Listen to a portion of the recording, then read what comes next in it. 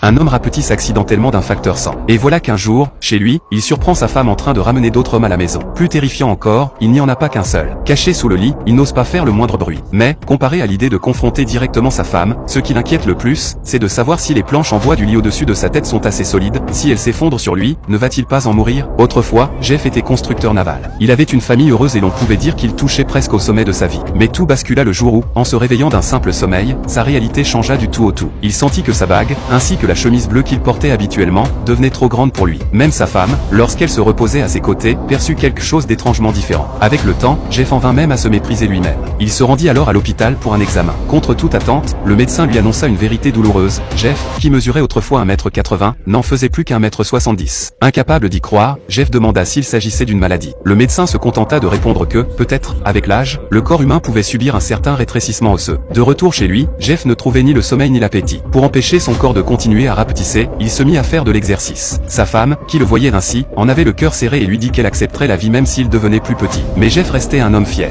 Un jour, sous la douche, sa bague glissa de son doigt, la preuve que son corps n'avait pas cessé de changer. Il se rendit donc dans un autre hôpital, cette fois équipé de scanners très avancés. Mais le verdict fut presque désespérant. Après une analyse du cerveau, le médecin supposa qu'une mutation génétique s'était produite dans son corps et conseilla à Jeff de rester hospitalisé pour observation. Jeff passa ainsi une quinzaine de jours à l'hôpital, sans la moindre amélioration. Craignant de nuire davantage à la qualité de vie de sa famille, ce Jeff aux jambes désormais minuscules finit par rentrer chez lui, sachant que son état continuerait à empirer. Chaque jour, sa femme devait seule s'occuper de la maison, aller chercher les enfants et travailler. Et malgré cette pression immense, ce qu'elle obtenait en retour n'était qu'un homme rapetissé, abattu et sans espoir. Jeff se sentait coupable envers elle et ignorait ce que l'avenir lui réservait. Désormais réduit à un centième de sa taille, même un chat était pour lui un colosse. Un jour, près de la porte, il entendit soudain des pas. Il se mit à courir vers la chambre aussi vite qu'il le put, mais en se retournant, il vit que c'était sa femme et derrière elle, deux hommes inconnus. Ils semblaient discuter des avantages de la maison. L'un des hommes, d'un ton moqueur, demanda même « Votre mari n'est pas avec vous ?» La femme détourna la conversation vers la maison, puis quitta les lieux. Ce n'est que dans l'après-midi qu'elle rentra, le visage plein de culpabilité. Jeff, furieux, lui cria si elle l'avait trahi. Elle expliqua qu'elle cherchait seulement à vendre la maison afin d'améliorer leur situation désastreuse. Jeff resta sans voix. Si c'était pour vendre la maison, pourquoi être rentré si tard? Sa femme garda le silence, comme si la réponse était déjà évidente. Au cœur de la nuit, Jeff voulut aller s'excuser. Après tout, sa femme supportait une pression bien plus lourde que celle de la plupart des autres femmes. Il voulait faire quelque chose pour elle, ou au moins lui demander pardon. Mais désormais, même se rendre jusqu'à elle, grimper sur ce lit conjugal où il avait dormi tant de nuits, relevait de l'exploit. Que pouvait-il encore faire? Pourtant, Jeff ne renonça pas. Il installa dans la maison quelques crochets pour faciliter ses déplacements. C'est alors qu'il découvrit par accident que le chat, laissé dehors, était entré. Pour ce chat, Jeff n'était guère plus qu'une souris. Avant même que l'animal ne se jette sur lui, Jeff, pris de panique, trébucha et se fit une profonde entaille à la taille. Voyant le chat le fixer, il saisit en urgence une aiguille d'acier, la pointa vers l'animal et recula. Mais malgré cela, le chat semblait jouer avec lui, le poursuivant avec une aisance cruelle. Acculé à l'entrée de la cave, Jeff glissa et tomba lourdement.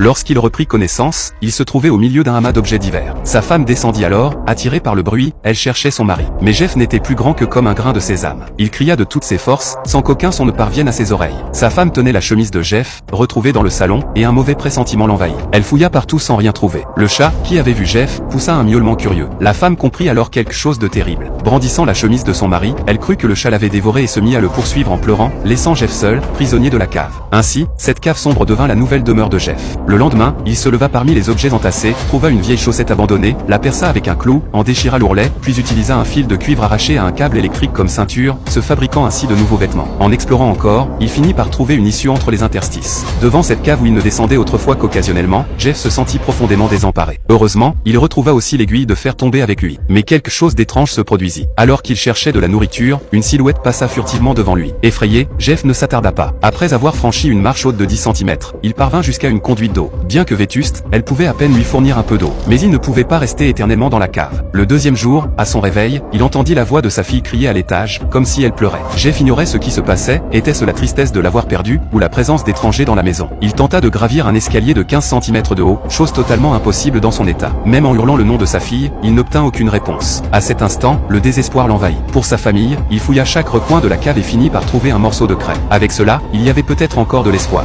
Près de l'escalier, il écrivit les mots « Au secours ». Il se disait que quiconque entrerait ici le verrait forcément. Mais la réalité allait-elle être aussi simple? Après 3 jours passés dans la cave, guidé par ses souvenirs, Jeff se rendit jusqu'à un piège à souris qu'il avait autrefois installé. Ironie du sort, ce qui servait à attraper des rongeurs devenait désormais son ultime chance de survie. Il apporta un gros clou et frappa de toutes ses forces.